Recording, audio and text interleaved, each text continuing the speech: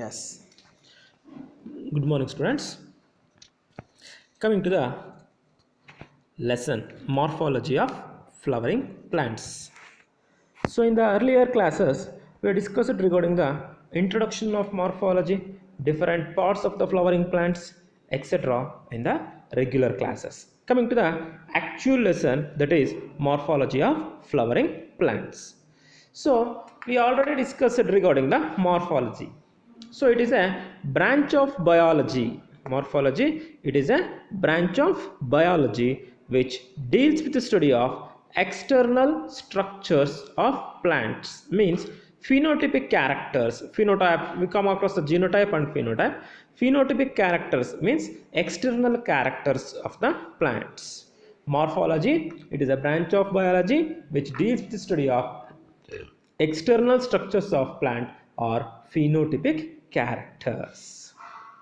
So, in the plant morphology, we are going to study regarding the root, stem, leaf, flower, fruit, seeds, buds, etc. The study of morphology of angiosperms begins with the germination of the seeds. So ಈ ಮಾರ್ಫಾಲಜಿಯನ್ನು ಯಾವಾಗಿಂದ start ಮಾಡ್ತೀವಿ ಓದೋದಕ್ಕೆ ಅಂದರೆ, so ಒಂದು seed germinate ಆಗುತ್ತಲ್ಲ, ಮೊಳಕೆ ಹೊಡಿದ ತಕ್ಷಣ ಹೊರಗೆ ಬರುತ್ತಲ್ಲ, ಅಲ್ಲಿಂದನೂ ಏನು ಮಾಡ್ತಾ ಹೋಗ್ತೀವಿ, ಮಾರ್ಫಾಲಜಿಯನ್ನು, ಅದರ ಎಕ್ಸ್ಟರ್ನಲ್ ಅಪಿಯರೆನ್ಸಸ್ಸನ್ನು ನಾವು ಸ್ಟಡಿ ಮಾಡೋದಕ್ಕೆ ಸ್ಟಾರ್ಟ್ ಮಾಡ್ತಾ ಹೋಗ್ತೀವಿ. So how it possible? So at the time of germination the ಎಂಬ್ರಿಯೋನಲ್ಲಿ ಎರಡು ಆಕ್ಸಿಸ್ ಇರುತ್ತೆ. ಎಂಬ್ರಿಯೋದಲ್ಲಿ ಒಂದು ಎಂಬ್ರಿಯೋನಲ್ ಆಕ್ಸಿಸ್ ಇರುತ್ತೆ.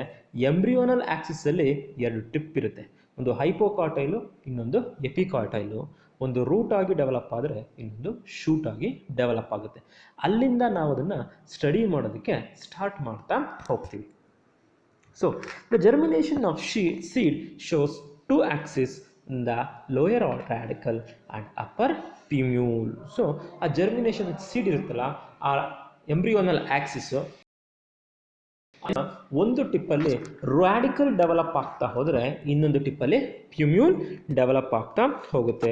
The radicle develops into root system and the plumule develops into shoot system. The radicle develops into root system and the plumule develops into root system. Yes. Next, coming to the first part of the plant, that is root. So, in a simple, what is root? Simple ಆಗಿ ಹೇಳೋದಾದ್ರೆ root ಅಂದರೆ ಏನು? ಕನ್ನಡದಲ್ಲಿ ಬೇರು ಅಂತ ಕರಿತೀವಿ. So ಆದರೆ root, ಬೇರು ಅಂದರೆ ಏನು? ಅಥವಾ what is root? What is root? I think so many of you ನಿಮಗೆ ಇದರ ಬಗ್ಗೆ ಆಲ್ರೆಡಿ ಗೊತ್ತಿರುತ್ತೆ. ಸೊ ರೂಟ್ ಅಂದರೆ nothing but the underground part of the plant which is present inside the soil. ಕೆಳಭಾಗದ ಪ್ಲ್ಯಾಂಟ್ನ ಕೆಳಭಾಗ ಮಣ್ಣಿನಲ್ಲಿ ಹೂತೋಗಿರ್ತಕ್ಕಂಥದ್ದಕ್ಕೆ ನಾವು ರೂಟ್ ಅಂತ ನಾವು ಕರಿತಾ ಹೋಗ್ತೀವಿ. It is the underground part of the plant performing. ಏನೇನು ಕೆಲಸ ಮಾಡ್ತಾ ಹೋಗುತ್ತೆ ರೂಟು? ಫಿಕ್ಸೇಷನ್ ಮಾಡುತ್ತೆ, ಅಬ್ಸಾರ್ಪ್ಷನ್ ಮಾಡುತ್ತೆ, ಮೆಕ್ಯಾನಿಕಲ್ ಸಪೋರ್ಟ್ ಕೊಡುತ್ತೆ ಪ್ಲ್ಯಾಂಟ್ಗೆ. So an entire mass of the underground plant performing fixation, absorption and anchorage. Anchorage ಅಂದರೆ ಬೇರೆ ಬೇರೆ ಇದನ್ನು ಸಪ್ಲೈ ಮಾಡ್ತಾ ಹೋಗುತ್ತೆ. So it is the descending part of the plant axis. So descending part ಅಂದರೆ ಕೆಳಗಡೆ ಹೋಗ್ತಕ್ಕಂಥದ್ದು. ಸೊ ನಮ್ಮಲ್ಲಿ ಎರಡಿದಾವೆ, ಅಸೆಂಡಿಂಗ್ ಆ್ಯಂಡ್ ಡಿಸೆಂಡಿಂಗ್. ಅಸೆಂಡಿಂಗ್ ಅಂದರೆ ಮೇಲ್ಗಡೆ ಹಾಕ್ತಕ್ಕಂಥದ್ದು, ಡಿಸೆಂಡಿಂಗ್ ಅಂದರೆ ಕೆಳಗಡೆ ಇಳಿತಕ್ಕಂಥದ್ದು. So it is also called as descending or underground part of the plant ಅಂತ ನಾವು ಹೇಳ್ತಾ ಹೋಗ್ತೀವಿ. So the root is brown in colour. So root ಯಾವ ಕಲರ್ ಇರುತ್ತೆ? ರೂಟ್ ಯೂಶಲಿ ಗ್ರೀನ್ ಕಲರ್ ಇರಲ್ಲ ರೂಟು. ಯಾರಿಗಾದ್ರೂ ರೀಸನ್ ಗೊತ್ತಿದೆಯಾ why the root is not green in colour? So ಪ್ಲಾಂಟ್ಸಲ್ಲಿ ಸ್ಟೆಮ್ ಗ್ರೀನ್ ಇರುತ್ತೆ, ಕೆಲವೊಂದ್ಸಲ ಲೀವ್ಸ್ ಗ್ರೀನ್ ಇರ್ತವೆ, ಕೆಲವೊಂದ್ಸಲ ಫ್ಲವರ್ಸಲ್ಲಿ ಇದು ಕೇಲಿಕ್ಸ್ ಗ್ರೀನ್ ಕಲರ್ ಇರುತ್ತೆ, ಫ್ರೂಟ್ಸ್ ಗ್ರೀನ್ ಕಲರ್ ಇರ್ತವೆ. But root is usually not green in colour. Usually ನೀವು ಯಾವುದನ್ನ ರೂಟ್ ನೋಡ್ತಾ ಹೋಗಿ ಆ ರೂಟು ಗ್ರೀನ್ ಕಲರ್ ಇರಲ್ಲ. ಯಾರಿಗಾದ್ರೂ ಐಡಿಯಾ ಇದೆಯಾ ಯಾಕೆ ಅಂತ? Can anyone? So because of only one reason, chlorophyll pigment is absent. So ರೂಟಲ್ಲಿ ಕ್ಲೋರೋಫಿಲ್ ಪಿಗ್ಮೆಂಟ್ ಆಬ್ಸೆಂಟ್ ಆಗಿರಲ್ಲ. ಎಕ್ಸೆಪ್ಟ್ ಒಂದೇ ಒಂದು ಪ್ಲ್ಯಾಂಟ್ ಇದೆ, ಅದು ಬೇರೆ ಯಾವುದೂ ಅಲ್ಲ, ಯಾವುದು? ಟೀನೋಸ್ಪೋರಾ ಕಾರ್ಡಿಫೋಲಿಯಾ, ಅಮೃತ ಬಳ್ಳಿ ಅಂತ ಕರಿತೀವಲ್ಲ, ಅದರಲ್ಲಿ ಉದ್ದಕ್ಕೆ ದಾರ ಇಳಿಬಿದ್ದಂಗೆ ಬಿದ್ದಿರ್ತವೆ ಪ್ಲ್ಯಾಂಟ್ಸಲ್ಲಿ. ನೀವು ನೋಡ್ಬೋದು ಅವ್ರ ರೂಟ್ಸು ಗ್ರೀನ್ ಕಲರ್ ಇರ್ತವೆ ಇನಿಷಿಯಲಿ ಯಂಗರ್ ಸ್ಟೇಜಸ್ಸಲ್ಲಿ. ಅದು ಬಲ್ತ್ ಮೇಲೆ ಅದು ಕೂಡ ಬ್ರೌನ್ ಕಲರ್ ಆಗೋಗ್ಬಿಡುತ್ತೆ. ಬಲ್ತ್ ಮೇಲೆ ಅದು ಕೂಡ ಬ್ರೌನ್ ಕಲರ್ ಆಗೋಗುತ್ತೆ. ಸೊ ಆ ಯಂಗ್ ರೂಟ್ಸಲ್ಲಿ ಮಾತ್ರ ಕ್ಲೋರೋಫಿಲ್ ಪಿಗ್ಮೆಂಟ್ ಇರುತ್ತೆ, ಫೋಟೋಸಿಂಥಸಿಸ್ಗೆ ಅದು ಹೆಲ್ಪ್ ಮಾಡ್ತಾ ಹೋಗುತ್ತೆ. So the roots are always brown in colour without nodes and internodes. Here the nodes and internodes are completely absent in the roots. Roots ಅಲ್ಲಿ nodes ಮತ್ತು internodes ಅಷ್ಟಾಗಿ ನಮಗೆ ಸಿಗೋದಿಲ್ಲ. It bears leaves and buds. It never bears leaves and buds. Roots ಅಲ್ಲಿ ಇನ್ನೂ ಒಂದೇನು absent ಆಗಿರ್ತವೆ, it never ಬೇರ್ಸ್ leaves and buds. Leaves and buds are also absent. The ultimate branches develops the root hairs. Last part of the branches ಬರ್ತಾ ಹೋಗ್ತಾವಲ್ಲ, ಆ last part of the branches ಏನು ಮಾಡ್ತಾ ಹೋಗ್ತವೆ, ರೂಟ್ ಹೇರ್ಸನ್ನು ನಾವು ಪಡ್ಕೊಂಡಿರ್ತವೆ. The root tip is protected by the root cap. ನೀವು ಕ್ಲೀನಾಗಿ ರೂಟ್ಸನ್ನು ಕಿತ್ಬಿಟ್ಟು ತುದಿಯನ್ನು ಕ್ಲೀನಾಗಿ ಇಟ್ಕೊಂಡು ನೋಡಿದರೆ ಒಂದು cap like structure, white colour structure ಇರುತ್ತೆ. ಅದನ್ನು ನೀವು ಎಸ್ಪೆಷಲಿ ಈ ಹೈಡ್ರೋಫೈಟ್ಸ್, ನೀರಲ್ಲೇ ಬೆಳೀತಕ್ಕಂತಹ ಸಸ್ಯಗಳಲ್ಲಿ ನೋಡ್ತಾ ಹೋಗ್ಬೋದು. ಆ ಕ್ಯಾಪಲ್ಲಿ ಕೆಳಗಡೆ ಟಿಪ್ಪು ತುಂಬ ವೈಟ್ ಇರುತ್ತೆ, ಆ ವೈಟಲ್ಲಿ ರೂಟ್ ಕ್ಯಾಪ್ ಇರುತ್ತೆ, ರೂಟ್ ಕ್ಯಾಪ್ ರೀಜನ್ ಇರುತ್ತೆ. So the main primary root is called it ultimate branches the root hairs. The root tip is protected by the root cap. ಆ ಟಿಪ್ ಏನಾಗಿರುತ್ತೆ, ಒಂದು ಕ್ಯಾಪ್ ಲೈಕ್ ಸ್ಟ್ರಕ್ಚರ್ ಇಂದ ಅದು protect ಆಗಿರುತ್ತೆ. Root arises by the prolongation of seedlings. ಸೀಡ್ಲಿಂಗ್ಸ್ಗಳು ಉದ್ದ ಆದಂಗೆಲ್ಲ ಏನಾಗ್ತಾ ಹೋಗುತ್ತೆ, ರೂಟ್ ಹೇರ್ಸ್, ರೂಟ್ಸ್ಗಳು ಡೆವಲಪ್ ಆಗೋದಕ್ಕೆ ಸ್ಟಾರ್ಟ್ ಆಗ್ತಾ ಹೋಗುತ್ತೆ. Roots arises by the prolongation of seedlings ಅಂದರೆ ಆ ಜರ್ಮಿನೇಷನ್ ಮೊಳಕೆ ಬರ್ತಾ ಹೋಗುತ್ತಲ್ಲ, ಆ ಮೊಳಕೆ ಉದ್ದ ಆದಂಗೆ ಏನಾಗುತ್ತೆ, ರೂಟ್ಸ್ಗಳು ಬರೋದಕ್ಕೆ ಸ್ಟಾರ್ಟ್ ಆಗ್ತಾ ಹೋಗುತ್ತೆ. So this is regarding the root system. What is root system? The part of a plant body which is present inside the soil ಅಥವಾ the underground part of the plant body is called root ಅಂತ ನಾವು ಹೇಳ್ತಾ ಹೋಗ್ತೀವಿ. What is the function of root? Importantly two function. One is the fixation, second one is the absorption. So it is the descending part of the plant Axis ಅಂತ ನಾವು ಹೇಳ್ತಾ ಹೋಗ್ತೀವಿ. It is brown in colour without nodes and internodes and it bears leaves and buds. It never bears leaves and buds. The ultimate branches bears the small hair-like structures. They are commonly called as root hairs. And the root tip is always covered by the cap-like structure called as root cap. Roots arises by the prolongation of seedlings. Okay. Next, the root system is of two types: taproot system and fibrous root system. Taproot system and fibrous root system. Taproot system, a root system developed by the prolongation of radicle is called taproot system. So radical ಬರುತ್ತಲ್ಲ, ಆ radical ಉದ್ದ ಆಗ್ತಾ develop ಆಗ್ತಕ್ಕಂತಹ root ಸಿಸ್ಟಮ್ಗೆ taproot system ಅಂತ ನಾವು ಕರಿತಾ ಹೋಗ್ತೀವಿ. So ಈ ಟ್ಯಾಪ್ರೂಟ್ ಸಿಸ್ಟಮಲ್ಲಿ ಪ್ರೈಮರಿ ರೂಟ್ಸ್ ಇರುತ್ತೆ, ಸೆಕೆಂಡರಿ ರೂಟ್ಸ್ ಇರುತ್ತೆ, ಟರ್ಷಿಯರಿ ರೂಟ್ಸ್ ಇರುತ್ತೆ, ಅದಾದಮೇಲೆ ರೂಟ್ ಹೇರ್ಸ್ ಇರ್ತವೆ. ಈ ರೂಟ್ ಹೇರ್ಸ್ ಇರ್ತಾವಲ್ಲ, ಅವೆಲ್ಲ ಟರ್ಷಿಯರಿ ರೂಟ್ಸ್ ಮೇಲೆ ಬಂದಿರ್ತವೆ. ಎಲ್ಲಿಂದ ಬಂದಿರ್ತವೆ? They arises from the tertiary roots. ಇವು ಹೇಗೆ ಅರೇಂಜ್ ಆಗಿರ್ತವೆ ಅಂದರೆ, ಓಲ್ಡರ್ ಎಲ್ಲ ಮೇಲ್ಗಡೆ ಇರ್ತವೆ, ಚಿಕ್ಕವೆಲ್ಲ ಕೆಳಗಡೆ ಇರ್ತವೆ. ಬಲ್ತಿರೋವೆಲ್ಲ ಮೇಲ್ಗಡೆ ಇದ್ದರೆ ಎಳೆ ಬೇರುಗಳೆಲ್ಲ ಕೆಳಗಡೆ ಇರ್ತವೆ. ಆಕ್ರೋಪೆಟಲ್ ಅಂತ ಕರಿತೀವಿ. Acropetal, older at the base, younger at the growing tip. ನೀವು ಬೇರನ್ನು ಕಿತ್ತರೆ ಬೆಳೀತಕ್ಕಂತಹ ರೀಜನ್ ತುಂಬ ಕೆಳಗಡೆ ಇರುತ್ತೆ. ಆ ತುಂಬ ಕೆಳಗಡೆ ಇರ್ತಲ್ಲ ಬೆಳೀತಕ್ಕಂಥ ರೀಜನು, ಅಲ್ಲಿ ಯಂಗರ್ ರೂಟ್ಸ್ ಇರ್ತವೆ. ಬುಡದಲ್ಲಿ ಆ ಸ್ಟೆಮ್ನ ಬುಡ ಇರುತ್ತಲ್ಲ, ಆ ಸ್ಟೆಮ್ನ ಬುಡದಲ್ಲೇ ಬಲ್ತಿರ್ತಕ್ಕಂತಹ ರೂಟ್ಸ್ಗಳು ಬರ್ತಾ ಹೋಗ್ತವೆ.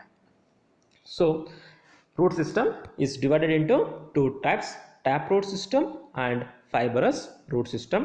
Taproot system, the root system developed by the prolongation of radicle is called taproot system. Taproot system consists of three types of root, that is primary root, secondary root and tertiary root. They are arranged in the acropatellar manner, means older at the top, younger at the tip. The main primary root is called tap root. Primary ರೂಟನ್ನು ನಾವು tap root ಅಂತ ಕರಿತಾ ಹೋಗ್ತೀವಿ, ತಾಯಿ ಬೇರು ಅಂತ ನಾವು ಕರಿತಾ ಹೋಗ್ತೀವಿ. It is persistent and long lived. Persistent ಅಂದರೆ ಆ ರೂಟ್ ಎಲ್ಲಿ ತನಕ ಇರುತ್ತೋ ಅಲ್ಲಿ ತನಕ ಪ್ಲ್ಯಾಂಟ್ ಇರುತ್ತೆ, ಪ್ಲ್ಯಾಂಟ್ ಎಲ್ಲಿ ತನಕ ಇರುತ್ತೋ ಅಲ್ಲಿ ತನಕ ಆ primary route ಬದುಕಿರುತ್ತೆ.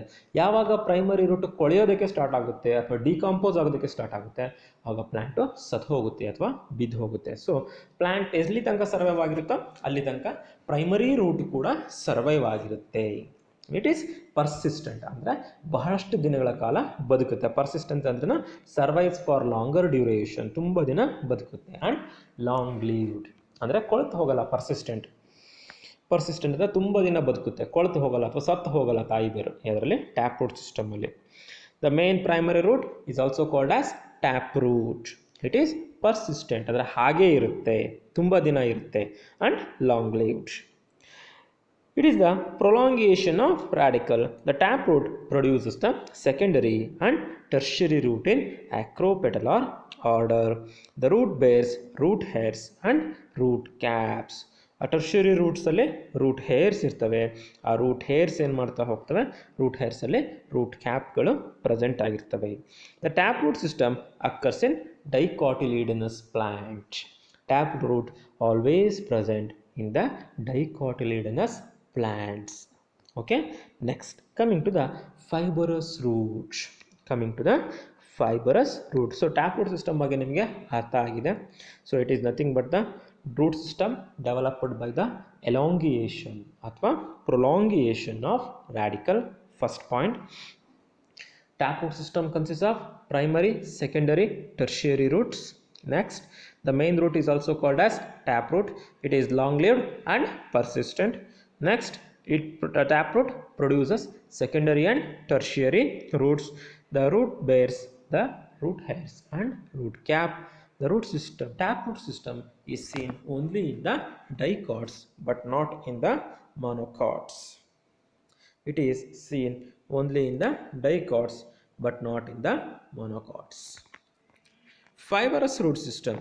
The root system that arises from the base of the stem, ಅದು radical ಇಂದ ಡೆವಲಪ್ ಆದರೆ ಇದು ಬೇಸ್ ಆಫ್ ದ ಸ್ಟೆಮ್ ಇಂದನೇ ಡೆವಲಪ್ ಆಗುತ್ತೆ. From the base of the stem has a cluster of thin fiber like roots is called fibrous root system.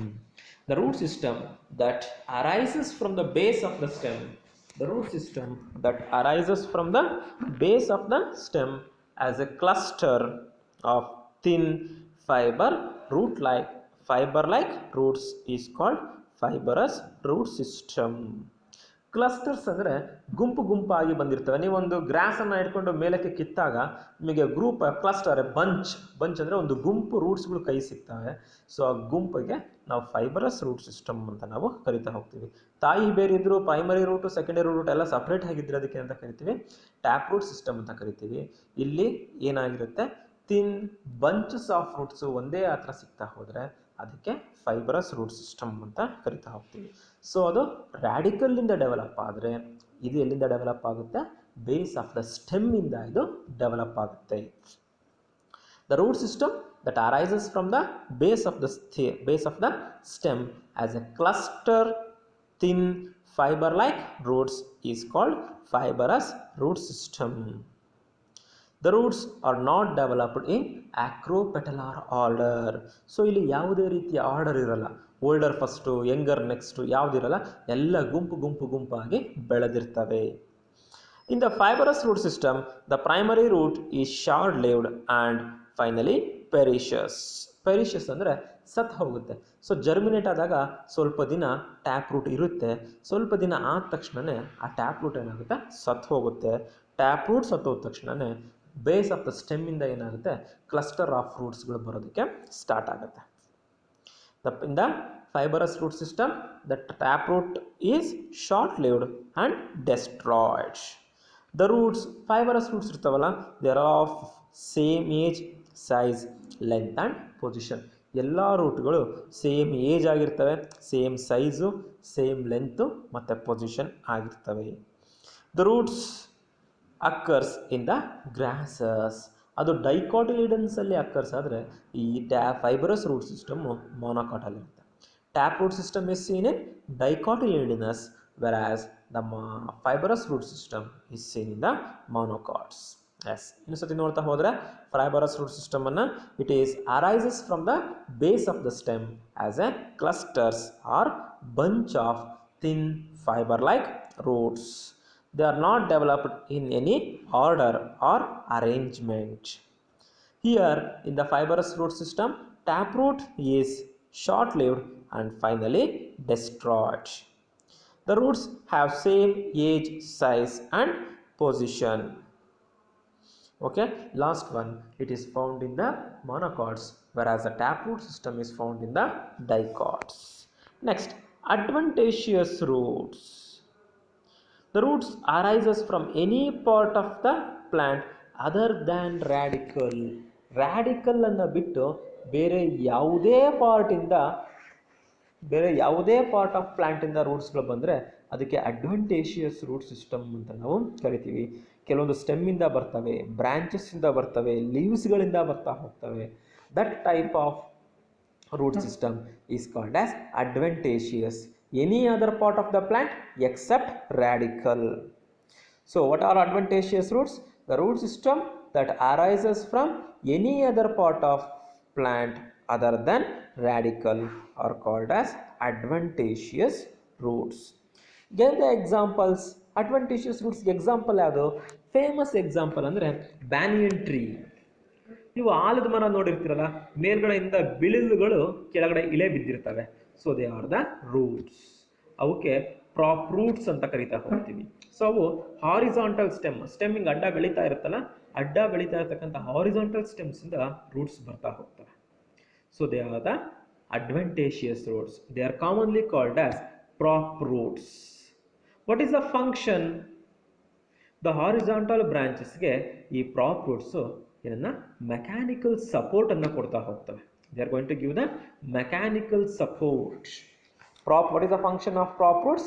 Prop roots gives the mechanical support. For whom? For the horizontal branches. For whom? Horizontal branches. Stilt roots. So in the maize, sugar cane, in the plants like maize and sugar cane, there are the obliquely developing roots. Obliquely ಅಂದರೆ ಹಾರಿಜಾಂಟಲ್ಲು ಅಲ್ಲ, lateral ಇಲ್ಲ, ಒಂದೊಂಥರ ಕೊಲ್ಲೆಗೆ ಬೆಳೀತಾ ಇರ್ತವೆ.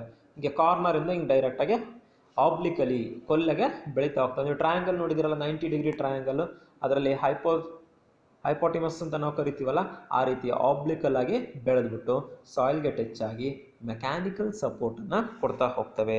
ಅವು stilt roots. Stilt roots, they are seen in maize and sugarcane. ನೀವೆಲ್ಲ CET questions note ಮಾಡ್ಕೊತಾ ಇರಿ. So prop roots are seen in banyan tree. Functions of prop root, mechanical support. Stilt roots, they are seen in maize and sugarcane.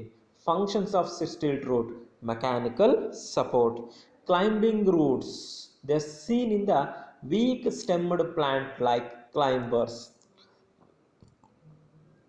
Climbing roots, they are seen in the weak stemmed plants like climbers. They helps in the climbing. They consist of hooks. ಅವರಲ್ಲಿ ಜಾಸ್ತಿ hooks ಇರ್ತವೆ. ಬೇರೆ ಪ್ಲಾಂಟ್ಸನ್ನು ಇಟ್ಕೊಂಡು ಅಥವಾ ಬೇರೆ ಆಬ್ಜೆಕ್ಟನ್ನು ಇಟ್ಕೊಂಡು climb ಮಾಡೋದಕ್ಕೆ help ಆಗುತ್ತೆ. ನೆಕ್ಸ್ಟ್, ಸೊ ಈಗ adventitious roots is understood. The root system the develops from the any other part of the plant except or other than radicle is called adventitious roots. Example, prop roots. Prop root, they are seen in banyan tree. Function, mechanical. Stilt root, they are seen in maize and sugarcane. Function, mechanical support. Climbing roots, they are seen in the climbers like beetle.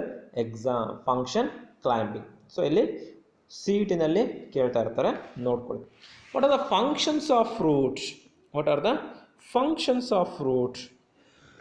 The root performs various functions. First one, the main function of roots is absorption of water and mineral salts. The main functions of root is absorption of water and mineral salts from soil. They provide fixation to the plants. First point, absorption of water and mineral salts. Second one, fixing of the plant in the soil. Third one, storage of food. Anyone can give the example. Roots alli food store ಆಗಿರುತ್ತಾ? Anyone, any example? As there are so many examples. So you are going to see the carrot, it is a root. Beetroot, it is a root. Radish, root. Sweet potato, it is also a root. These are the examples for storage of food. As the extra food, the plant produces more amount of food. Some of the amount of food is used for vital functions. So plants photosynthesis ಮಾಡ್ಬೇಕಾದ್ರೆ more amount of ಫುಡ್ಡನ್ನು ನಾವು produce ಮಾಡ್ತವೆ. ಅದರಲ್ಲಿ ಸ್ವಲ್ಪ ಅಮೌಂಟನ್ನು they are utilising for the vital functions. Vital functions ಅಂದರೆ respiration, photosynthesis, absorption, transport, production of the hormones, ಇವೆಲ್ಲಕ್ಕೂ ಸ್ವಲ್ಪ ಅಮೌಂಟ್ ಆಫ್ ಎನರ್ಜಿಯನ್ನು ಯುಟಿಲೈಸ್ ಮಾಡ್ಕೊತವೆ. ಮಿಕ್ಕಿರ್ತಕ್ಕಂತಹ ಫುಡ್ಡನ್ನು they are going to store. ಎಲ್ಲಿ ಸ್ಟೋರ್ ಮಾಡ್ತವೆ? The food is stored in the root, stem, in sometimes in the leaves. ಫ್ರೂಟಲ್ಲಿ ಸ್ಟೋರ್ ಮಾಡ್ತವೆ, ಸೀಡ್ಸಲ್ಲಿ ಸ್ಟೋರ್ ಮಾಡ್ತವೆ, ರೂಟ್, ಸ್ಟೆಮ್, ಲೀಫ್ಗಳಲ್ಲಿ ಎಕ್ಸ್ಟ್ರಾ ಅಮೌಂಟ್ ಆಫ್ ಫುಡ್ಡನ್ನು ನಾವು ಸ್ಟೋರ್ ಮಾಡ್ತಾ ಹೋಗ್ತವೆ. Hence the function of root is also the storage of food. Next, synthesis of plant growth regulators. We are also helps in the synthesis of the growth regulators. ಹಾರ್ಮೋನ್ಗಳು ಬರ್ತಾ ಇರ್ತವೆ, ಆ plant ಹಾರ್ಮೋನ್ಸನ್ನು synthesis ಮಾಡೋದಕ್ಕೂ route ಅಥವಾ radical help ಮಾಡ್ತಾ ಹೋಗುತ್ತೆ. So other than this they are also utilised in the vegetative propagation. 5ನೇ point ಇದು ಬಿಟ್ಟು ಯಾವುದನ್ನು? Absorption of water and mineral salts. Next, providing the fixation to the plants, storage of food materials, synthesis of plant growth regulators or hormones. Then bittu kuda vegetative propagation. Sweet potato dalli vegetative propagation alli use ಮಾಡ್ತಾ ಹೋಗ್ತೀವಿ. Next, photosynthesis. ಈಗಿನ ಹೇಳಿದ್ದೆ ಯಾವುದು? Tinospora cordifolia, ಅಮೃತ ಬಳ್ಳಿ, ಅಲ್ಲಿ hanging roots ಯಾವ colour ಇರ್ತವೆ? ಗ್ರೀನ್ ಕಲರ್ ಇರ್ತವೆ. They are going to perform the photosynthesis. These are the other minor functions. Okay. Next, regions of roots. Regions of roots. So in the root shows 4 different regions. ಇದನ್ನು 3 marks ಅಥವಾ 4 ಮಾರ್ಕ್ಸ್ಗೆ ಕೇಳ್ತಾ ಇದ್ದ usually. ಅದನ್ನು different regions of the ರೂಟ್ಸನ್ನು ಮುಂಚೆ ಏನು ಮಾಡ್ತಾ ಇದ್ದ? ಕ್ವಶನ್ಸನ್ನು 3 marks ಅಥವಾ 5 ಮಾರ್ಕ್ಸ್ಗೆ ಕೇಳ್ತಾ ಇದ್ದ with a neat label diagram. Diagram ಕೆಳಗಡೆ ಇದೆ, ನೋಡಿಕೊಂಡು ನೋಟ್ ಮಾಡ್ಕೊಳ್ಳಿ ನೋಟ್ಸಲ್ಲಿ. So please note down the diagram in the notes. The root has 4 distinct regions. 4 distinct regions ಯಾವ್ಯಾವು? First, root cap region, meristematic region, elongation region and maturation region. ರೂಟ್ಸಲ್ಲಿ 4 distinct regions ಇರ್ತವೆ. ಒಂದು root cap region, ಇನ್ನೊಂದು meristematic region, elongation region and maturation zone ಅಂತ ಕರಿತಾ ಹೋಗ್ತೀವಿ. First one, root cap region. So ಈ root ಟಿಪ್ನ ತುದಿನಲ್ಲಿ ಒಂದು ಕ್ಯಾಪ್ ಲೈಕ್ ಸ್ಟ್ರಕ್ಚರ್ ಇರುತ್ತೆ. So that cap like structure is called as root cap. It is located at the extreme tip. ತುಂಬ ತುದಿನಲ್ಲಿರುತ್ತೆ. ನೀವು ಹೈಡ್ರೋಫೈಟ್ಸನ್ನು ಉಪಯೋಗಿಸ್ಕೊಂಡ್ರೆ ನಿಮಗೆ ಕ್ಲೀನಾಗಿ ಕಾಣಿಸ್ತಾ ಹೋಗುತ್ತೆ. ನೀವು ಹೈಡ್ರೋಫೈಟ್ಸನ್ನು ಉಪಯೋಗಿಸ್ಕೊಂಡ್ರೆ ತುಂಬ ಕ್ಲೀನಾಗಿ ಕಾಣ್ತಾ ಹೋಗುತ್ತೆ. So it is located at the extreme tip of the roots. What is the function of root cap? Protection. ಯಾರನ್ನು ಪ್ರೊಟೆಕ್ಟ್ ಮಾಡುತ್ತೆ ರೂಟ್ ಕ್ಯಾಪು? ಸೊ ಆ ರೂಟ್ ಕ್ಯಾಪು ಹಿಂದ್ಗಡೆನಲ್ಲಿ ತುಂಬ ಸಾಫ್ಟ್ ಪಾರ್ಟ್ ಇರುತ್ತೆ. ಮೆರಿಸ್ಟಮ್ಯಾಟಿಕ್ ರೀಜನ್ ಇರುತ್ತಲ್ಲ, ಅದು ತುಂಬ ಸಾಫ್ಟ್ ಇರುತ್ತೆ. ಅದಕ್ಕೆ ಪ್ರೊಟೆಕ್ಷನ್ ಬೇಕು. ಅದಕ್ಕೆ ಪ್ರೊಟೆಕ್ಷನನ್ನು ಯಾರು ಕೊಡ್ತಾ ಹೋಗ್ತಾರೆ? ರೂಟ್ ಕ್ಯಾಪ್ ರೀಜನ್ನು ಕೊಡ್ತಾ ಹೋಗುತ್ತೆ. It is located at the extreme tip of the root. The root tip is protected by a cap-like structure called as root cap. Okay. So it is a cap like structure ಏನನ್ನ ಮಾಡ್ತಾ ಹೋಗುತ್ತೆ, root ಟಿಪ್ಪನ್ನು protect ಮಾಡ್ತಾ ಹೋಗುತ್ತೆ. So you can see the diagram here. So ಇಲ್ಲಿ diagram ಇದೆ ರೂಟಿಂದು. ಆ ರೂಟಿನ diagram different regions of the root ತೋರಿಸ್ತಾ ಹೋಗುತ್ತೆ. Region of maturation, region of elongation, region of meristematic activity ಅನ್ನೋದು ರೂಟ್ ಕ್ಯಾಪು. ಡಯಾಗ್ರಾಮನ್ನು ಇಲ್ಲಿರೋದನ್ನು ನೋಟ್ ಮಾಡ್ಕೊಳ್ಳಿ, ಈಸಿ ಡಯಾಗ್ರಾಮ್ ಇದೆ. Next is the meristematic region. So where will be the meristematic region? Meristematic region ಎಲ್ಲಿರುತ್ತೆ? It is present behind the root cap region. So the meristematic region, it is the region located behind the root cap zone. Root cap zone in the ಹಿಂಭಾಗದಲ್ಲಿ ಇದು present ಇರುತ್ತೆ. It is also called as growing region because it consists of meristematic cells. So in the last class I told you regarding the meristematic cells. So the meristem means it divides continuously dividing cells are called as meristematic cell. Meristematic cell are always thin walled. ಇದು ಸೀಟಿನಲ್ಲಿ ಕೇಳ್ತಾ ಇರ್ತಾರೆ, ಸಾರಿ next ಇದರಲ್ಲಿ ಹೇಳ್ತಾ ಹೋಗ್ತೀವಿ.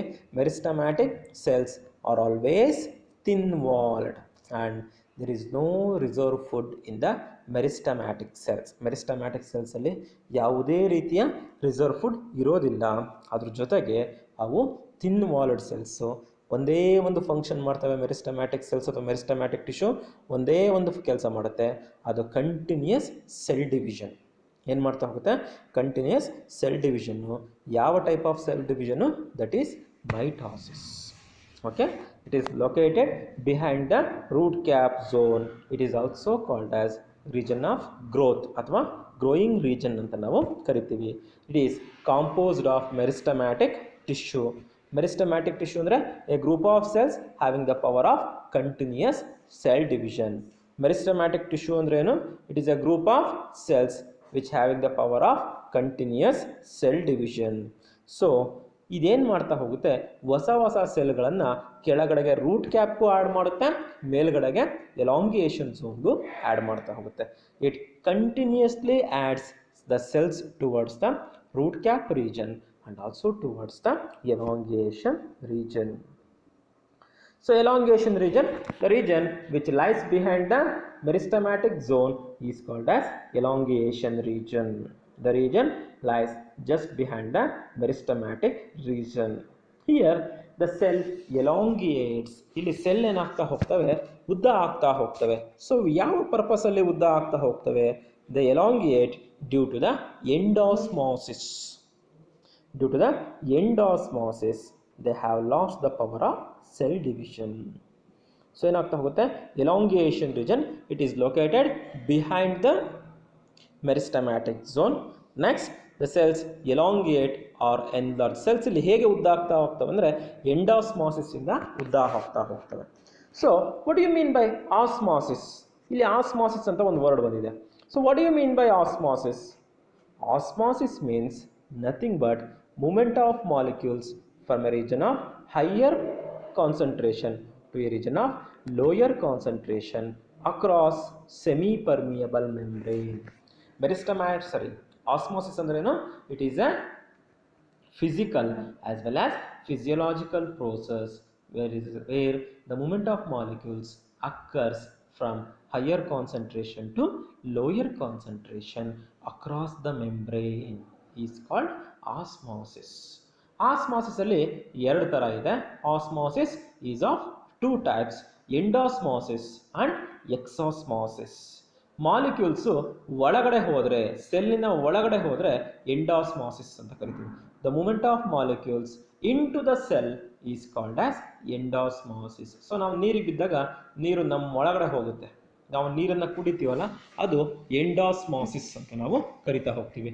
The movement of molecules into the cell is called as endosmosis. ಆವಾಗ cell ದಪ್ಪ ಆಗುತ್ತೆ. Exosmosis ಅಂದರೆ the movement of water out of the cell.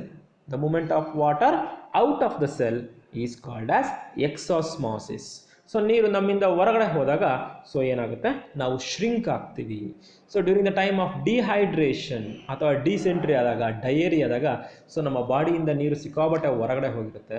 So ನಾವು ಅವಾಗ ಶ್ರಿಂಕ್ ಆಗಿರಲ್ಲ, ಸುಸ್ತಾಗಿರುತ್ತೆ. ಸೊ ಅದರ ಪ್ಲ್ಯಾಂಟ್ಸಲ್ಲಾದಾಗ ಸೆಲ್ಸ್ಗಳು ಶ್ರಿಂಕ್ ಆಗ್ತಾ ಹೋಗ್ತವೆ. ಓಕೆ, ಎಂಡಾಸ್ಮಾಸಿಸ್ ಆದರೆ ಸೆಲ್ಲು ದಪ್ಪ ಆಗ್ತವೆ, ಎಕ್ಸಾಸ್ಮಾಸಿಸ್ ಆದರೆ ಸೆಲ್ಲು ಶ್ರಿಂಕ್ ಆಗ್ತವೆ. The movement of water into the cell is called endosmosis. The movement of molecules out of the cell is called exosmosis. Osmosis means, note ಮಾಡ್ಕೊಳ್ಳಿ, movement of molecules from a region of higher concentration to a region of lower concentration across membrane is called osmosis. The movement of molecules from higher concentration to lower concentration across the membrane is called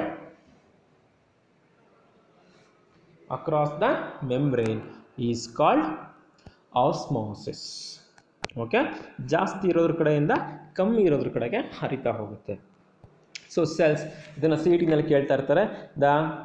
in the elongation zone, cells ಹೇಗೆ elongate ಆಗ್ತವೆ? Due to endosmosis. And all the cells have lost the power of cell division for a temporary period of time. They have lost the power of cell division. Okay, ಅಲ್ಲಿರ್ತಕ್ಕಂಥ ಎಲ್ಲ cells temporary ಟೈಮ್ಗೆ cell division ಪವರನ್ನು ಕಳ್ಕೊಂಡಿರ್ತವೆ. Next maturation zone. This zone is located behind elongation zone. The zone located behind the elongation zone is called maturation zone ಅಂತ ನಾವು ಕರಿತಾ ಹೋಗ್ತೀವಿ. So it bears root hairs. Hence it is also called as what? Root hair zone. Hence it is also called as root hair zone. The zone present behind the elongation zone is called maturation zone. It bears root hairs, hence it is called as root hair zone. Internally, the elongated cells matures and differentiated into simple and complex tissues. So ಆ elongate ಆಗಿರ್ತಾವಲ್ಲ cells, ಅವೆಲ್ಲ ಏನು ಮಾಡ್ತವೆ? Differentiate ಆಗ್ತವೆ. Differentiate ಆಗಿ simple ಮತ್ತು complex ಟಿಶ್ಯೂಸ್ಗಳಾಗಿ change ಆಗ್ತಾ ಹೋಗ್ತವೆ. So elongated cells ಎಲ್ಲ ಟಿಶ್ಯೂಸ್ ಅಂದ್ರೆ ಏನು? A group of cell with similar structure, function and origin ಅಂತ ಹೇಳ್ತಾ ಹೋಗ್ತೇವೆ. ಸೊ ಎಲಾಂಗೇಷನ್ ಝೋನಿನ ಹಿಂಭಾಗದಲ್ಲಿರ್ತಕ್ಕಂಥದ್ದು ಮೆಚುರೇಷನ್ ಝೋನು. ಅಲ್ಲಿ ರೂಟ್ ಹೇರ್ಸ್ ಜಾಸ್ತಿ ಇರೋದ್ರಿಂದ ಅದನ್ನು ರೂಟ್ ಹೇರ್ ಝೋನ್ ಅಂತಲೂ ನಾವು ಅದನ್ನು ಕರಿತಾ ಹೋಗ್ತೀವಿ. ಸೊ ಈ ಝೋನಲ್ಲಿ ಉದ್ದ ಆಗಿರ್ತಕ್ಕಂತಹ ಸೆಲ್ಸ್ಗಳು ಡಿಫ್ರೆನ್ಷಿಯೇಟ್ ಆಗ್ತವೆ. ಡಿಫ್ರೆನ್ಷಿಯೇಟ್ ಅಂದರೆ ಮೆಚೂರ್ ಆಗ್ತವೆ. ಮೆಚೂರ್ ಆಗಿ ಮತ್ತು ಡಿಫ್ರೆನ್ಷಿಯೇಟ್ ಚೇಂಜಸ್ ಆಗ್ತಾ ಹೋಗ್ತವೆ. ಚೇಂಜಸ್ ಆಗಿ ಸಿಂಪಲ್ ಮತ್ತು ಕಾಂಪ್ಲೆಕ್ಸ್ ಟಿಶ್ಯೂಸ್ಗಳಾಗಿ ಚೇಂಜ್ ಆಗ್ತವೆ. So what is tissue? It is simple. A group of similar cells having common structure, function and origin. ಒಂದೇ ಸ್ಟ್ರಕ್ಚರ್ ಇರ್ತವೆ, ಒಂದೇ ಕೆಲಸ ಮಾಡ್ತಾ ಇರ್ತವೆ, ಒಂದೇ ಕಡೆಯಿಂದ ಬಂದಿರ್ತವೆ. ಅಂತಹ ಗ್ರೂಪ್ ಆಫ್ ಸೆಲ್ಸ್ಗೆ ನಾವು ಟಿಶ್ಯೂಸ್ ಅಂತ ನಾವು ಕರಿತಾ ಹೋಗ್ತೀವಿ. Tissues, a group of similar cell having common structure, function and origin. Okay, so are called tissues. ಟಿಶ್ಯೂಸಲ್ಲಿ ಎರಡು ಥರ, simple tissues, complex tissues. Simple ಟಿಶ್ಯೂಸ್ಗೆ ಎಕ್ಸಾಂಪಲ್ಲು ಮೆರಿಸ್ಟಮ್ಯಾಟಿಕ್ ಟಿಶ್ಯೂ. ಸಿಂಪಲ್ ಟಿಶ್ಯೂಗೆ ಎಕ್ಸಾಂಪಲ್ ಯಾವುದು? Meristematic tissue. ಕಾಂಪ್ಲೆಕ್ಸ್ ಟಿಶ್ಯೂಗೆ ಎಕ್ಸಾಂಪಲ್ಲು ಝೈಲಮ್ ಮತ್ತು phloem. Simple ಅಂದರೆ ಒಂದೇ ಥರ ಟಿಶ್ಯೂ ಇರುತ್ತೆ. ಕಾಂಪ್ಲೆಕ್ಸ್ ಅಂದರೆ 2 or more types of tissues ಸೇರಿಕೊಂಡು ಒಂದು ಟಿಶ್ಯೂ ಸಿಸ್ಟಮ್ ಆಗಿ ಚೇಂಜ್ ಆಗ್ತವೆ. ಇಲ್ಲಿ at last they occur final size, shape and functions. ಇಲ್ಲಿಂದ ಸೆಲ್ಗಳು ಏನು ಮಾಡ್ತಾ ಹೋಗ್ತವೆ? ಪೆಕ್ಯುಲಿಯರ್ ಸೈಜು, ಶೇಪು ಮತ್ತು ಫಂಕ್ಷನ್ಸನ್ನು ಪಡ್ಕೊತಾ ಹೋಗ್ತವೆ. ಇದರಲ್ಲಿ ಝೈಲಮ್ ಯಾವುದು ಆಗಬೇಕು, ಯಾವುದು ಫ್ಲೋಯಮ್ ಆಗಬೇಕು, ಯಾವುದು ಪೆರಿಸೈಕಲ್ ಆಗಬೇಕು, ಯಾವುದು ಎಂಡೋಡರ್ಮಿಸ್ ಆಗಬೇಕು, ಅವೆಲ್ಲ ಎಲ್ಲಿಂದ ನಡೀತಾ ಹೋಗ್ತವೆ? ಮೆಚುರೇಷನ್ ಝೋನಲ್ಲಿ ಅವೆಲ್ಲ ಫಂಕ್ಷನ್ಸನ್ನು ಡಿಸ್ಟ್ರಿಬ್ಯೂಟ್ ಮಾಡ್ಕೊತವೆ ಗ್ರೂಪ್ ಆಫ್ ಸೆಲ್ಸು. ಆಮೇಲೆ ಶೇಪನ್ನು ಚೇಂಜ್ ಮಾಡ್ಕೊತವೆ, ಸೈಜನ್ನು ಚೇಂಜ್ ಮಾಡಿಕೊಂಡು ಪೆಕ್ಯುಲಿಯರ್ ಫಂಕ್ಷನ್ಸನ್ನು ಮಾಡಿಕೊಂಡು ಪೆಕ್ಯುಲಿಯರ್ ಇದನ್ನು ಮಾಡ್ತಾ ಹೋಗ್ತವೆ. ಇಲ್ಲಿ ಮೆಚುರೇಷನ್ ಝೋನಲ್ಲಿ. ಸೊ ರೂಟ್ ಹೇರ್ಸ್ ಅಂತ ಹೇಳಿದೆ ನಿಮಗೆ. ರೂಟ್ ಹೇರ್ಸ್ ಎಲ್ಲಿಂದ ಆರ್ಗನೈಸ್ ಆಗ್ತಾ ಹೋಗ್ತವೆ ಅಂದರೆ ಎಂಡೋಡರ್ಮಿಸ್ನ ಒಳಭಾಗದಲ್ಲಿ ಪೆರಿಸೈಕಲ್ ಅಂತಕ್ಕಂಥ ಒಂದು ಲೇಯರ್ ಬರುತ್ತೆ. ಅದನ್ನು ಅನಾಟಮಿ ಮಾಡ್ಬೇಕಾದ್ರೆ ಹೇಳ್ತಾ ಹೋಗ್ತೀವಿ. The pericycle it is discussed during the anatomy. The root hairs arises from the pericycle. ಎಲ್ಲಿಂದ ಅರೈಸ್ ಆಗ್ತಾ ಹೋಗ್ತವೆ? ಪೆರಿಸೈಕಲ್ ಇಂದ ಅರೈಸ್ ಆಗ್ತಾ ಹೋಗ್ತವೆ. ನೋಟ್ ಮಾಡ್ಕೊಳ್ಳಿ, CET ಮತ್ತು ನೀಟಲ್ಲಿ 2-3 ಬಾರಿ ಕೇಳಿದ್ದೇನೆ. The root hairs arises internally from dash endodermis, pericycle, xylem, phloem. They are arised from the pericycle. Okay, these are the 4 different regions of root. Which are the 4 different regions of root? Root cap region, the main function is protection. Meristematic zone, the main function is continuous cell division. Elongation zone, it is the increasing in the length of the root. Maturation zone, acquiring peculiar function. So from the elongation maturation zone, root hairs are going to be arised. Next, coming to the modifications of root. What are the modifications of root? What are the modifications? So the root is modified for so many functions. Root ಸಿಕ್ಕಾಬಟ್ಟೆ ಕೆಲಸಕ್ಕೆ modification ಆಗುತ್ತೆ. ಒಂದೇ ಥರ ಇದ್ದರೆ ಒಂದೇ ಕೆಲಸ ಮಾಡಬೇಕಾಗುತ್ತೆ. ಅದಕ್ಕೋಸ್ಕರ ಇಟ್ ಈಸ್ ಮಾಡಿಫೈಡ್, ಚೇಂಜ್ ಆಗಿರುತ್ತೆ. ಬೇರೆ ಬೇರೆ ಫಂಕ್ಷನ್ಸನ್ನು ಮಾಡ್ಕೊಳೋದಕ್ಕೆ ಅದು ಚೇಂಜ್ ಆಗಿರುತ್ತೆ. First one storage of food ಅಥವಾ ಸ್ಟೋರೇಜ್ ರೂಟ್ಸ್ ಅಂತ ಕರಿತಾ ಹೋಗ್ತೀವಿ. Tap roots like carrot, radish, turnip, beetroot etcetera. And adventitious like sweet potato store up food, become stolen and take different shapes. Storage of ಫುಡ್ಡಿಗೆ roots ಮತ್ತು ಒಂದು ಫಂಕ್ಷನ್ಗೆ roots ಬೇರೆ ಒಂದು ಫಂಕ್ಷನ್ ಮಾಡ್ತಾ ಹೋಗ್ತವೆ. That is storage of food. First one tap root system modification ಆಗಿ different shapes ಆಗಿ ಫುಡ್ಡನ್ನು ಸ್ಟೋರ್ ಮಾಡ್ತಾ ಹೋಗ್ತವೆ. ಕ್ಯಾರೋಟ್ ಕೋನಿಕಲ್ ರೂಟ್ಸ್ ಅಂತ ನಾವು ಕರಿತಾ ಹೋಗ್ತೀವಿ. ಸ್ವೀಟ್ ಪೊಟ್ಯಾಟೊ, ಟರ್ನಿಪ್, ರ್ಯಾಡಿಶನ್ನು ಫ್ಯೂಸಿಫಾರಮ್ ರೂಟ್ ಅಂತ ಕರಿತಾ ಹೋಗ್ತೀವಿ. Okay, so they acquire different shapes. Carrot conical, fusiform radish, napiform beetroot. Okay, and tuberous root ಆದಾಗ ಸ್ವೀಟ್ ಪೊಟ್ಯಾಟೊ. ಇವೆಲ್ಲ ಏನಕ್ಕೆ ಮಾಡಿಫಿಕೇಶನ್ ಆಗಿರ್ತವೆ? ಸ್ಟೋರೇಜ್ ಆಫ್ ಫುಡ್ಗೆ. Plants is meant for modify the root for various purpose, and that first one is storage of food. The taproot system is modified into various types like conical, napiform, fusiform. Conical roots example carrot, napiform example beetroot, fusiform example radish, and tuberous roots example sweet potato. All the 4 are modified to storage of food.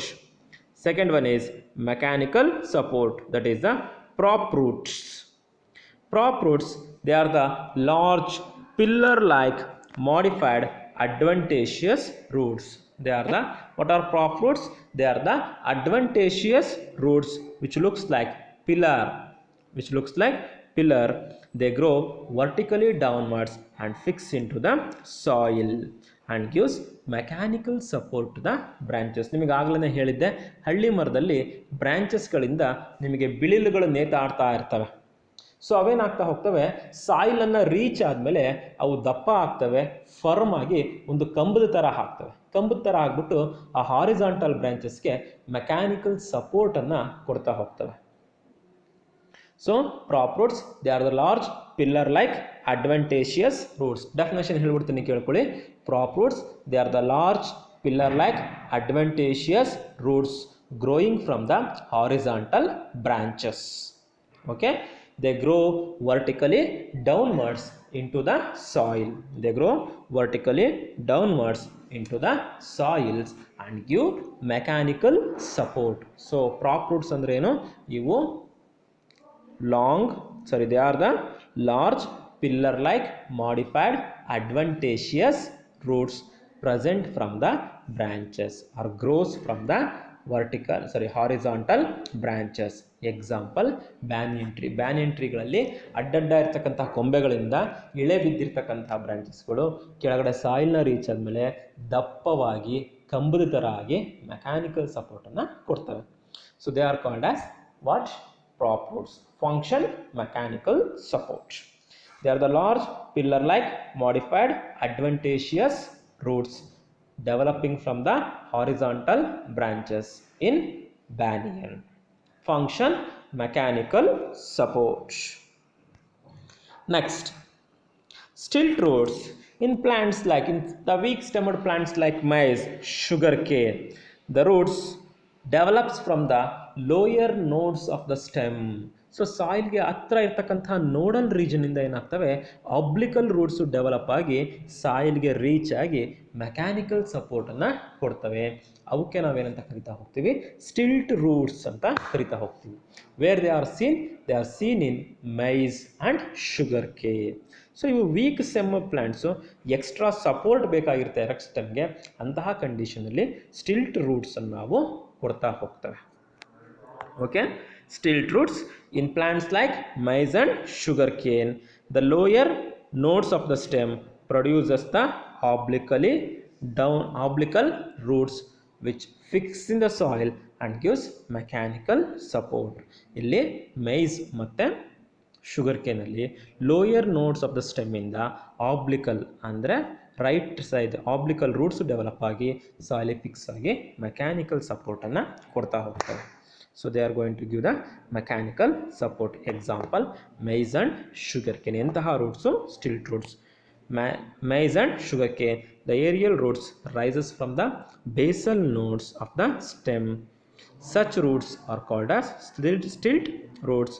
They grow obliquely downwards and fix in the soil and provide extra mechanical support. Last one, that is the breathing roots. They are commonly called as nematophores.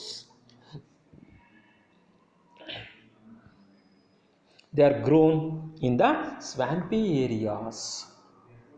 ಅಂದರೆ ಜೌಗು ಪ್ರದೇಶ, ಸ್ವ್ಯಾಂಪಿ ಅಥವಾ ಮಾರ್ಷಿ conditions, ಈ ಸಮುದ್ರ ಮತ್ತು ನದಿಗಳು mix ಆಗ್ತಕ್ಕಂತಹ ಕಂಡೀಷನ್ಸಲ್ಲಿ ಅಥವಾ ಜೌಳು ಪ್ರದೇಶ ಜಾಸ್ತಿ ಈ ಚೌಳು ಇರುತ್ತಲ್ಲ ಅಂತಹ ಕಂಡೀಷನ್ಸಲ್ಲಿ ಬೆಳೆದಾಗ ಅಥವಾ ಕೆಸರು ಜಾಸ್ತಿ ಇರ್ತಕ್ಕಂತಹ ಕಂಡೀಷನಲ್ಲಿ ಎಂತಹ ರೂಟ್ಸ್ ಇರ್ತವೆ, breathing roots. Because the roots also requires the oxygen for breathing. ರೂಟ್ಸ್ಗಳು ಕೂಡ ಏನು ಮಾಡ್ತಾ ಹೋಗ್ತವೆ, ಬ್ರೀತಿಂಗನ್ನು ಮಾಡ್ತಾ ಹೋಗ್ತವೆ. They also performs the exchange of gases. ಅಲ್ಲೂ ಕೂಡ ಸೆಲ್ಸ್ ಇರ್ತವೆ, ಅವು ಸರ್ವೈವ್ ಆಗಬೇಕು ಅಂದರೆ ಆಕ್ಸಿಜನ್ ಬೇಕು. For that reason the roots grow above the soil. ಅಂತಹ ಕಂಡೀಷನಲ್ಲಿ ಗಾಳಿ ಜಾಸ್ತಿ ಬೇಕಾಗಿರುತ್ತೆ, ಸಾಯಿಲಲ್ಲಿ ಆಕ್ಸಿಜನ್ ಕಂಟೆಂಟು ತುಂಬ ಕಡಿಮೆ ಇರುತ್ತೆ. ಅಂತಹ ಟೈಮಲ್ಲಿ so roots grow ಆಬ್ಲಿಕಲಿ above the soil. ಅಂತಹ ಕಂಡೀಷನಲ್ಲಿ ರೂಟ್ಸು ಸಾಯಿಲಿಂದ ಹೊರಗಡೆ ಬರ್ತವೆ. ಅಂತಹ ರೂಟ್ಸಲ್ಲಿ ತುಂಬ ಮೈನ್ಯೂಟ್ ಪೋರ್ಸ್ ಇರ್ತವೆ. Those pores are called as nematophores. They perform exchange of gases. Example is rhizopora.